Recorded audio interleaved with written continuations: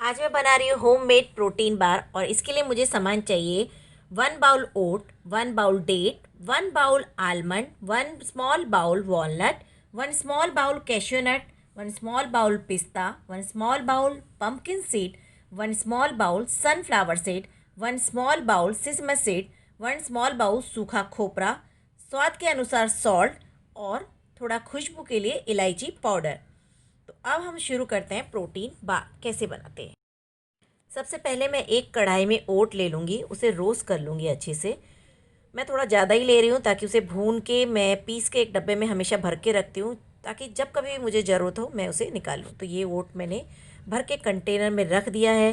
मुझे जितना चाहिए मैं उतने हिसाब से, ज़रूरत के हिसाब से ले सकती हूँ। अब दूसरी तरफ मैंने यहाँ पे डेट्स को गर्म खौलते हुए पानी में भिगो के रख दिया है, ताकि ये बहुत जल्दी जो है फूल जाए और मैं इसे आराम से जो है पीस सकूँ।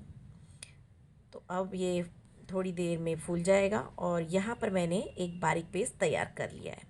तो चलिए अब दूसरी तरफ मैं एक कढ़ाई लेती हूँ और वहाँ पर मैं लेती हूँ ये वॉलनट, आलमंड, कैशू, पिस्ता, सनफ्लावर सीड, पम्पकिन सीड। इन सबको मैं अच्छे से रोस्ट कर लूँगी।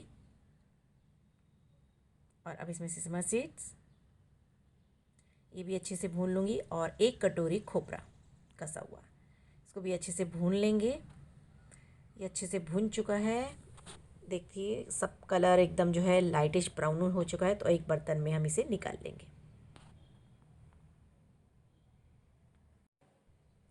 तो अब यहाँ पे इसे मैं ठंडा होने के लिए रख दूँगी एक बर्तन में निकाल के। देखिए कितने अच्छे से भून चुका है। तो अब जो मैंने डेट्स को पीस के रखा था वो एक पैन में निकाल लेते हैं हम। देखिए यहाँ पे मैंने कोई भी ऑयल, घी कुछ भी नहीं लिया है। डेट्स को ऐसे ही मैं पैन में निकालूंगी और इसे अच्छे से भूनूंगी। मुझे इसे तब तक भूनना है जब तक कि इसका कलर जो है डार्क ब्राउन नहीं हो जाता। धीमी धीमी आंच पर देखिए अब इसका कलर जो है डार्क ब्राउन हो चुका है। तो बस जितने भी हमने रोस्ट ड्राई फ्रूट किए थे वो सब मैं इसमें ऐड कर दूँगी, उनको भी अच्छे से भूनूंगी। और अब मैं इसमें डाल रही हूँ 2 टेबल स्पून जितना हनी। ये ऑप्शनल है, आप चाहिए तो डाल सकते हैं या नहीं भी। और थोड़ा सा मैं इसमें नमक डाल रही हूँ। इसको भी अच्छे से भून लेंगे।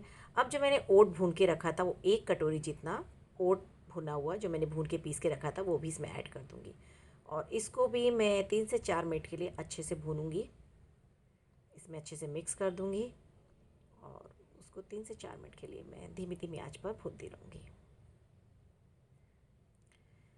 जब तक ये हमारा ओट जो है भुन रहा है। तब तक जो है मैं इलायची का पाउडर बना लूँगी। हालांकि इलायची का पाउडर मैं हमेशा बना के रखती हूँ, लेकिन आज थोड़ा ख़त्म हो गया है।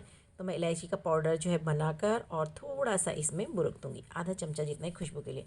और अब मैं एक प्लेट पे देसी घी जो है अच्छे से ग्रीस कर दूँगी चारों तरफ से, ताकि जो है जब मेरा प्रोटीन बार है वो चिपके नहीं। और अब इसमें मैं ये अच्छे से सेट कर दूँगी।